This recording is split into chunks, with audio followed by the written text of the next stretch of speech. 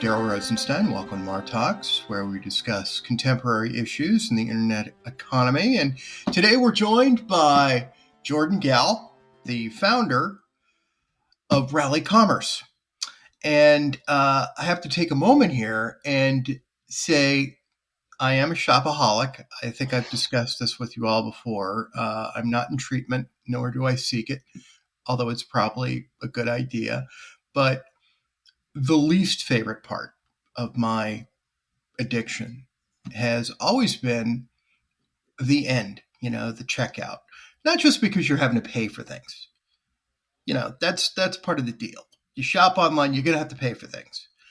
But that dang checkout button, you click on it and it doesn't work. It takes you to another screen. You end up filling out 15 different profiles of yourself, especially on your phone.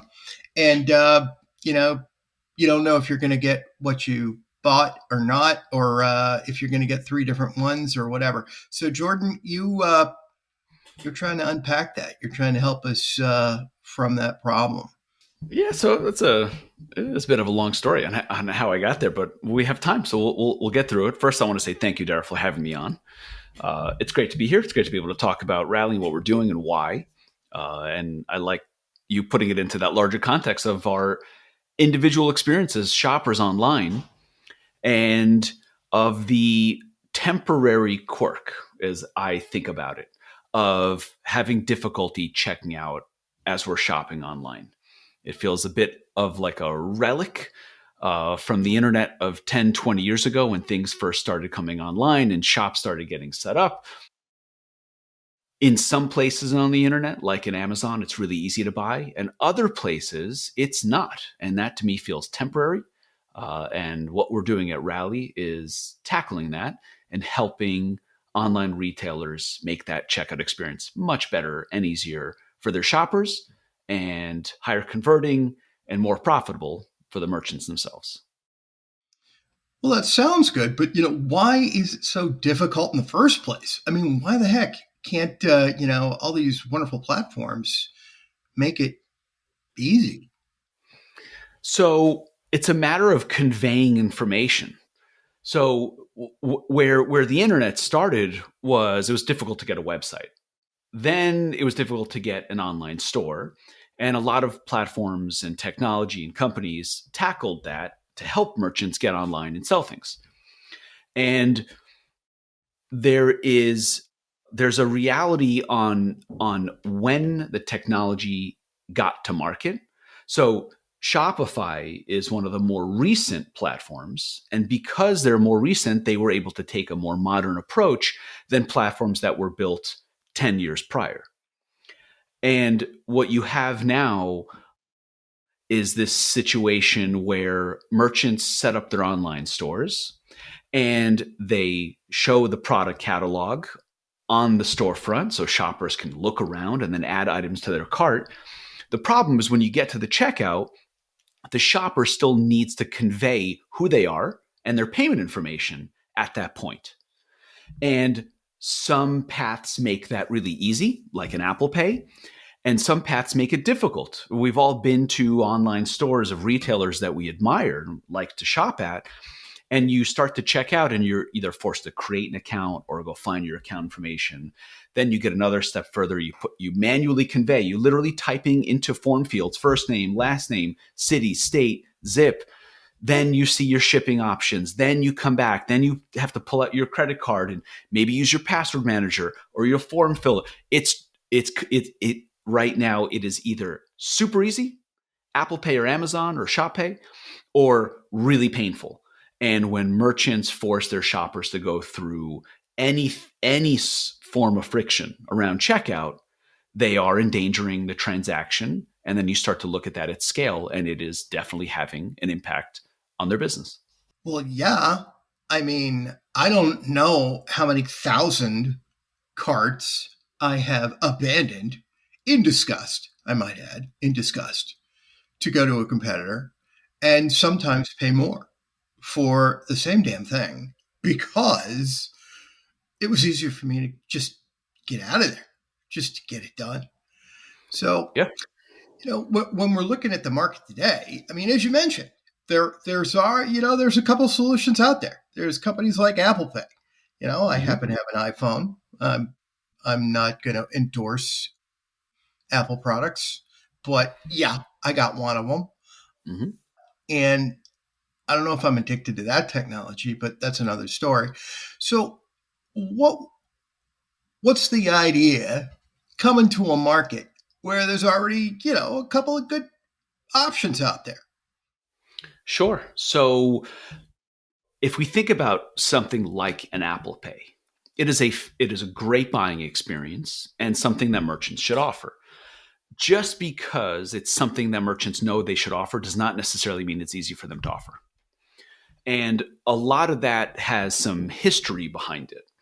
And what I mean by that is, historically speaking, the way e-commerce platforms were built, there was an assumption in how those platforms were built that they were monolithic in nature and they offered the entire experience for the merchant, from the storefront where the shoppers interacted to the back end where the orders were managed. And that included the checkout. So if you think of e-commerce as three layers: the front end, the checkout where the transaction happens, and then the back end where the order management and app ecosystem and all that lives, those three layers were assumed to be provided by the same platform. As we know, in this mock world, headless, composable, that set of assumptions is starting to change. And these individual parts are being looked at individually now instead of as one monolithic solution. Now, because of that history and how platforms were built, the checkout was assumed to be owned and operated by the platform. And these platforms grew into big businesses and complex platforms with a lot to worry about on the front end, a lot to worry about on the back end, an app ecosystem, and agency ecosystems. And the truth is that their checkouts languished. They just have not innovated at that layer nearly as fast as new products on the market like a Shopify. And that's why you have this very strange discrepancy where you have some of the best retailers in the world on platforms like Salesforce Commerce Cloud, Commerce Tools, Magento, SAP, and others. And their checkouts look like they're from 10 years ago because they are, in fact, from 10 years ago.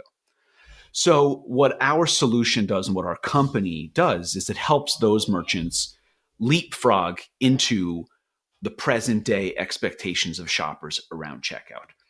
So, instead of it taking 6 months to add Apple Pay to your Magento site, you just click a button in our solution, you add Apple Pay. So it's not that we compete with an Apple Pay or a PayPal or a firm.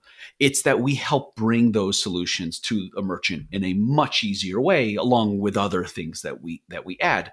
But we are part of that payments ecosystem.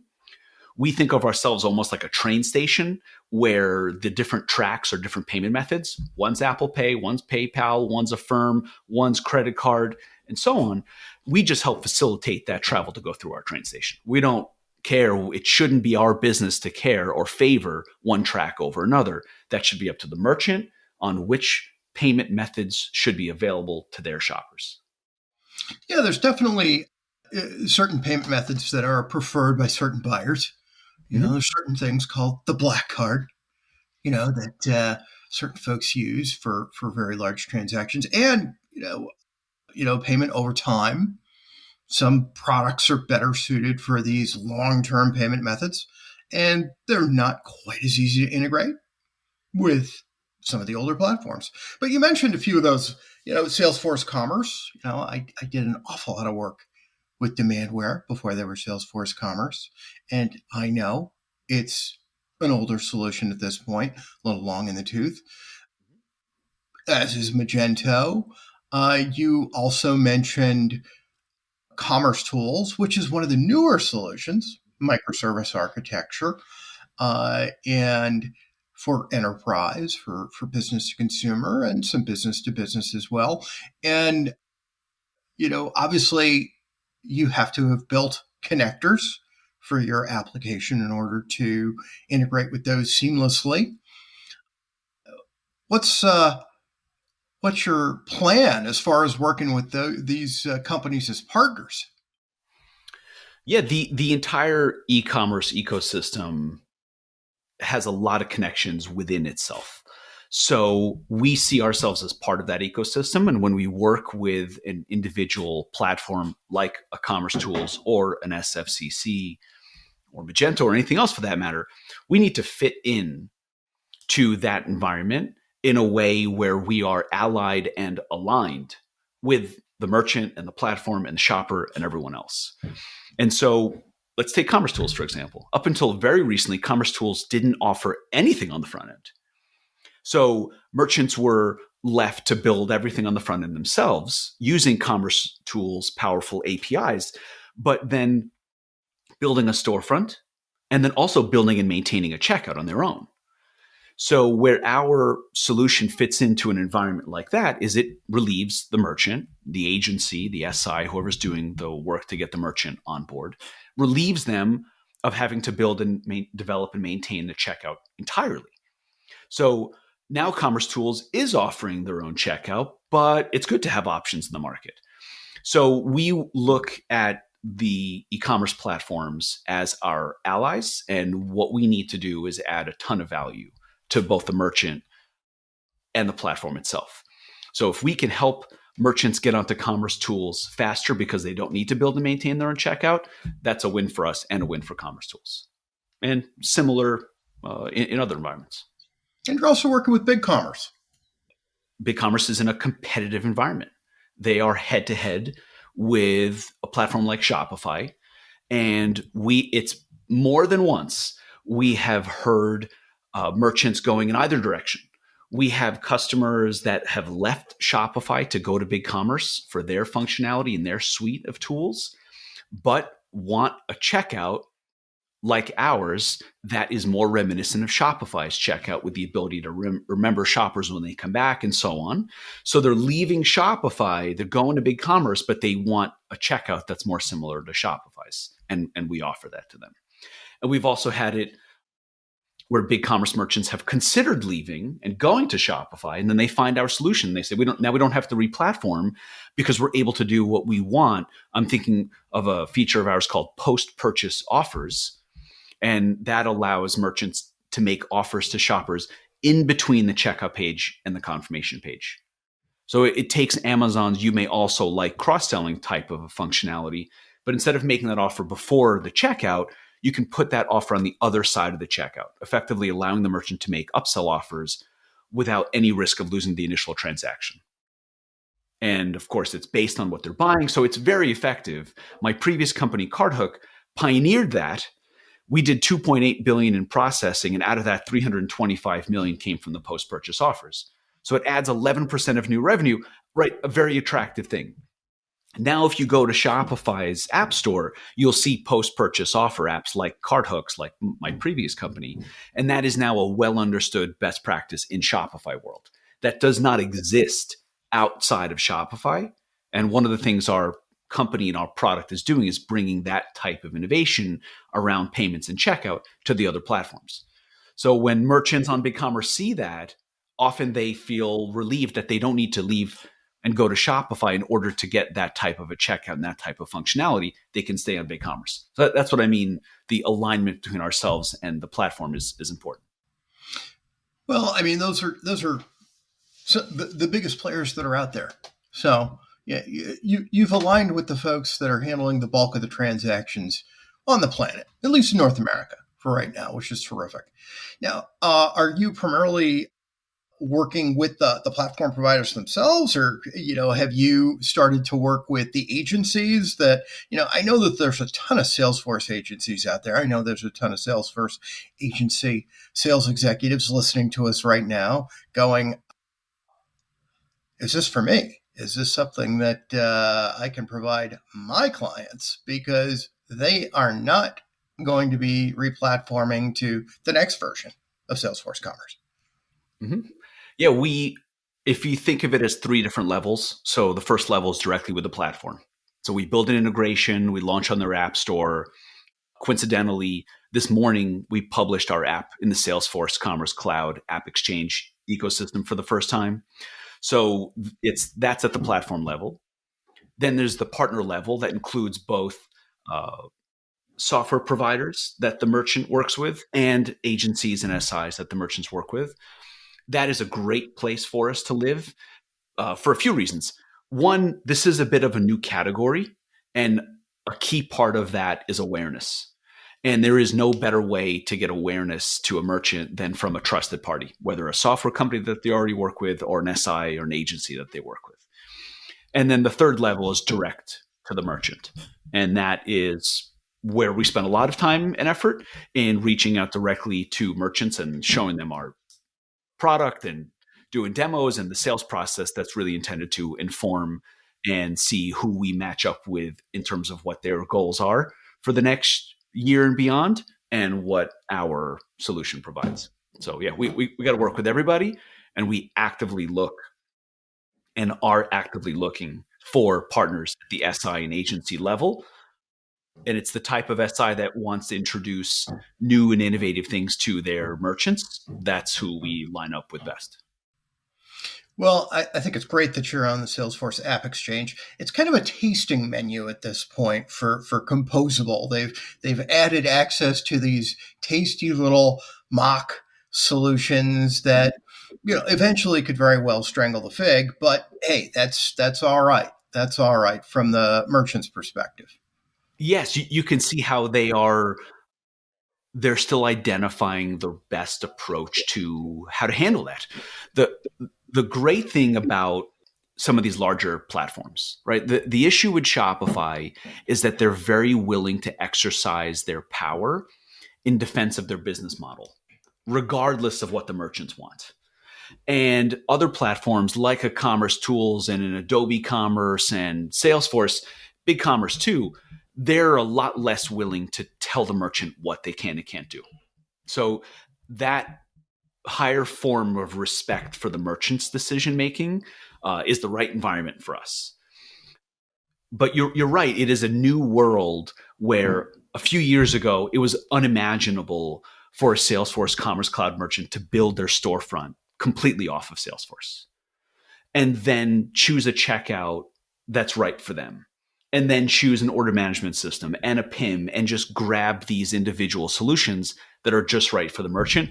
We think that is inevitably where e-commerce goes, especially in the mid-market and enterprise levels. And we want to be part of that. And we want people to know that the checkout layer, which can be complex and difficult to build and maintain, can be looked at as a solved problem if you don't want to build and maintain it yourselves. Right. That option is important in the market. Yes, to quote a great thought leader within the world of technology, it's unbelievable. It's unbelievable. I love how it's changed. I love how there's more flexibility and openness to partnering with other vendors and admitting the king has no clothes, which is beneficial to the merchants. So, let's shift gears here for a little bit. We've been talking about, I don't want to talk about taking money anymore because honestly, it's depressing. I mean, I'm surrounded by my problem. So let's talk about you. I notice in looking at your team that you have there at Rally that a lot of these folks were with you at Card Hook. Mm-hmm. So I'm assuming, either you're a cult personality and these people are masochists and they don't know what's good for themselves because they're distributed. So it couldn't be Kool-Aid, but for whatever reason, they've joined you on this second startup. And, it takes an unusual guy to not eat as young in a startup. So what is it about being a startup entrepreneur that you've enjoyed most and you think you're suited best to be? Yeah, that's, half of it is conscious and half of it is not. So it's impossible, or at least doesn't feel right to take too much credit for it. But yes, what we do is difficult. Startups are difficult.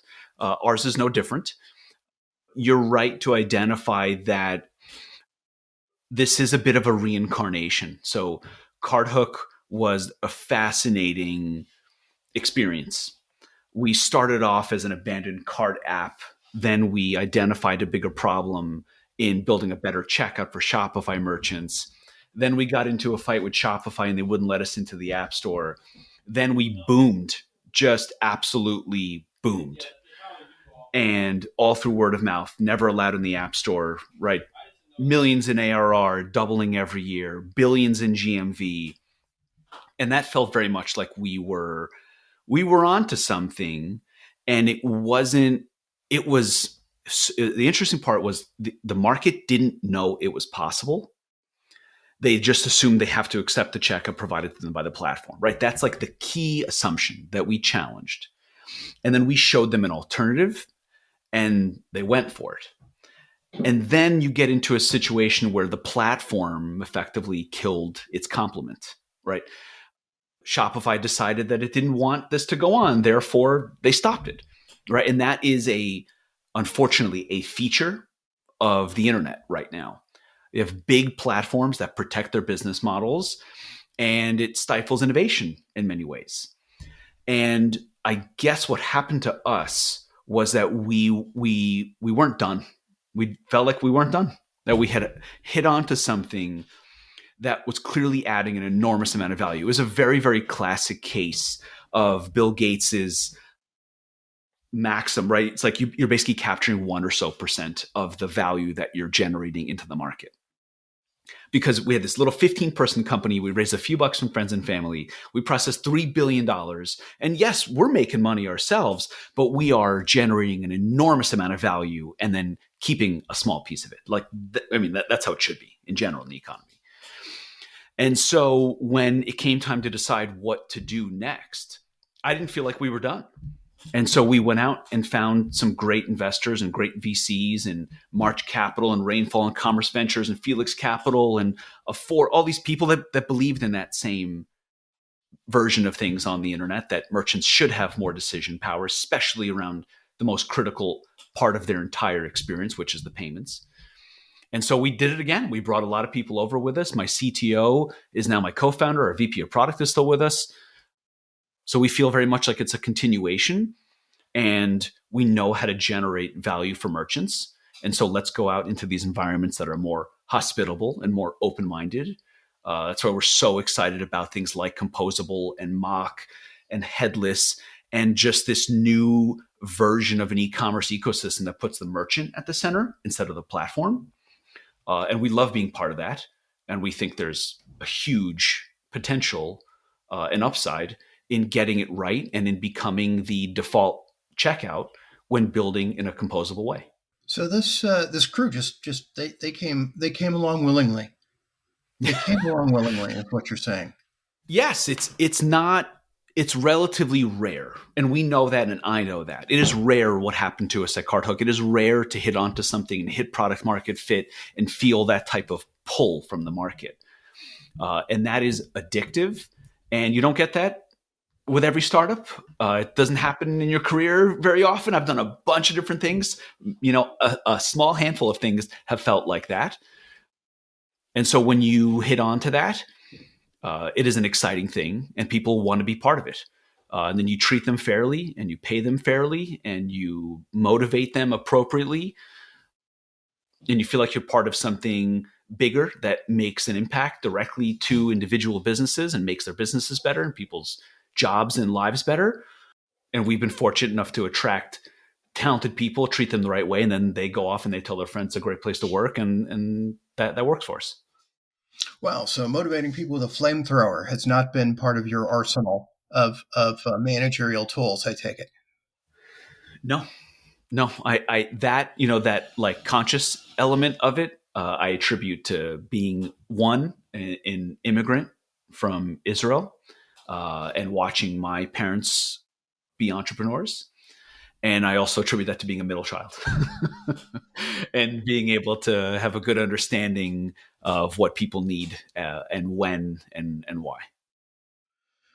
Well, when you're in a startup, every single individual in that first, I would say 50 are doing two jobs at least, sometimes three. What eventually becomes really in to fully do them, it should be three people. So you're having to hire jugglers, very, very competent jugglers. Mhm. And, they all have to be juggling in unison, and they have to like the music that you're playing. So obviously you're into music. What do you usually like to play? Oh man, I go back and forth. I think of this. I don't even. It must have been 10 years ago. I read a random blog post on like New Year's Day. So it was one of those like New Year's resolution type blog posts. And what the writer was saying was that the music that he listens to has a big impact on his mood, and maybe him being like in his mid 30s, maybe listening to grown men crying into their beards is good for the weekends, but maybe during the day you should ramp that up with some Biggie and Tupac. And I that hit me the right way. So I listen to a lot of like hip hop and pop that gets me pumped up during the week. And then more of like my honest personality is like a more mellow Grateful Dead kind of thing. So I try to use music in this enjoyable way and also as like mood altering and getting into the right mindset. Did you get to see Yeah. Jerry? Yeah, I mean, I love that stuff. I love the older music, and now I have three daughters that range from ages 7, 9, and 11, and so Taylor Swift is just part of my world, whether I like it or not. At least she's a good role model and someone to look up to, so that's a relief. And at least the music's pretty good too, so it could be worse. But man, that is what's normally on in my car because I'm driving my kids around. It could be a hell of a lot worse. Could be It worse. really, really could be all around, all around. I've got nothing but props Yep, for same. Taylor Swift and the Swifties. Nothing but props. Well, when as you mentioned, you've had a bunch of different startups, a bunch of different businesses you started, and you Yep. developed that muscle, that entrepreneurial muscle or antennae when you feel pull from the market. Hmm. Love that phrase. When you feel pull, it's like, oh wow, we've got an answer here. We've got something that's going to gain traction, and you develop that. You started out in the world of finance. Hmm. Started out as an analyst. What was it that made you become an entrepreneur? So I see that as effectively a mistake. uh, You mean your and first one job out of school was not exactly your career choice? Oh wow. no, and I see that it's a mistake I think about often. So I grew up in an immigrant entrepreneur household. I knew I wanted to do my own thing. I got a bit caught up in what my peers were doing. I was used to competing and trying to be the best in class and whatever else. And when I went to school in Michigan, I went to the business school there, and it was really like you have two choices. That's the only two careers there are: consulting and banking. And it kind of narrowed my worldview. And I went into banking and I was miserable. And that opened my worldview all the way up to ignoring all of those assumptions and saying, I'm not going to pay attention to that. I'm going to do whatever I want to do. That's the only path that's going to lead me to a fulfilling life. So after that first year in banking, I went off on my entrepreneurial journey. Uh, I joined my family business for a while. Then I popped out. Then I started my own e-commerce business. And so I built on Volusion. That'll date me on how far back that was. But once I once I got into commerce, that's where I want to stay. I just could not believe that if I change the color of the button and make it say add to cart or buy here or buy now, and then I added a trust symbol and I added credit card logos, I could not believe that actually led to different metrics and different performance and higher conversion and more money, better return. I just couldn't believe that all these little things added up once you get to any form of scale. And that's really what it is ironic that this is 10 years later and I'm effectively building the product that I wish I had when I was a little drop shipper on Volusion 10 plus years ago. And it's all in the same vein. It's all in the same direction. It's all just give the merchant what they want and let them choose how to use it instead of prescribing, hey, this is how we do it. And that's that. It's more sophisticated now and complicated and money raised and all these other things, but it's the same goal. Just let the merchant do whatever they want. Well, that's a great story. I enjoy that. I enjoy that the little subtle nuances of improving that digital experience that has trained us all as rats to go through the maze. Oh, there's the credit card symbol. Okay, I can pay for it now. This is great. Yeah. But let's talk about entrepreneurship. I mean, there's been a plethora of examples. You mentioned your parents. Obviously, you grew up in an entrepreneurial household. Yeah. How did they and how did others influence how you decided to apparently not be a monster as the CEO of a firm? I'm just assuming that. Yes. On the internal front, meaning like in our company culture, I just put it through a lens of where would I want to work and what is the company like that I would be happy to work at and would feel empowered and feel like there's upside for me and feel like there's mobility, and it's probably not going to be my last job, but I'm going to walk away from this experience with a hell of a story and a hell of a narrative on what I did, what I learned, what I screwed up, what I improved, and ultimately what helped shape me into my next thing. So that's kind of how I think about the employee experience. I just think of myself. I've gotten comments about like the way we do, health insurance, and I'm in the same boat. I'm like, well, how would I want my health insurance to be covered and my wife and kids to be covered if I were an employee? So a lot of it that seems pretty straightforward to me in just treating people the way you want to be treated. I don't know if it's that much more complicated than that for me on that front.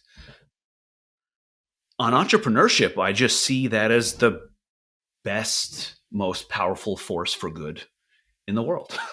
We have created a capitalist market economy that benefits everyone. And that is, as soon as I kind of came across all these different ideas, that just made so much sense to me. And it feels great to be an entrepreneur and to swim in a lake of risk with the upside of that and the downside of that, and the market being very honest with you on whether it likes what you're doing or not. And if it doesn't, then your company fails and you start something else. So I just, to me, entrepreneurship is just this very obvious force for good. And I feel lucky to be, in a position to lead a company. It's what I've always wanted to do. And I feel lucky to do it every day. Well, I'm pretty sure the people that have surrounded you feel pretty lucky that you're captaining the ship through these turbulent times, through these uncertain times. Yeah. Yeah. They are uncertain. It's like, but we're in the internet economy. I mean, when you're in e-commerce, this portion of the economy is growing. It's doubling every year. I mean, overall the economy is in an odd situation, but the proportion of spending online is going up markedly every year. So merchants that are not addressing that are just losing out, and they're going to have to adopt the best mix of solutions in order to serve their clients. And, to your point, in terms of being in, a capitalistic society, I just read, I don't know if you got it, but Anderson Horowitz sent out their values statement. And I thought they addressed that extremely well. This marketplace that we're in, where the customer gets to dictate as much as possible about how they want to be served, and with as few limitations as possible, particularly in composable, is going to lead to the best vendors and is going to, lead to the best companies that provide those functions through a natural course of action. And isn't it marvelous that we get to participate in that? Mm-hmm. Isn't it marvelous? And it's marvelous that I get to speak with people like yourself who are founding companies and are making interesting things happen. And it's why I get up every day, and it's why I do this podcast. So thank you very much for joining us. I really appreciate it. Do you have any closing thoughts for us, Jordan? I'd be remiss if I didn't offer you that opportunity. I appreciate that. It's been great to be on and to talk about a lot of these topics, right? From the specifics of what we're doing and why, all the way to entrepreneurship and our little role in the invisible hand. Yeah, we feel lucky to do this every day. We feel lucky to work with great merchants. We feel fortunate that e-commerce is growing and will continue to grow, and that there are merchants out there that are focused every day on providing their buyers, their shoppers, their people the best experience possible. And that ranges from where to buy, how to pay. And we just feel lucky to be part of that along with these great merchants. It's awesome. Like you said, it's good to like what you do for a living. It's good to feel lucky to be able to do it. Fantastic. Again, thank you very much for joining us today, Jordan. Good luck. Thank you. Thanks for listening to Martalks. Please leave a review and a rating on your platform of choice. We're available on Spotify, Apple Podcasts, and all major podcast platforms.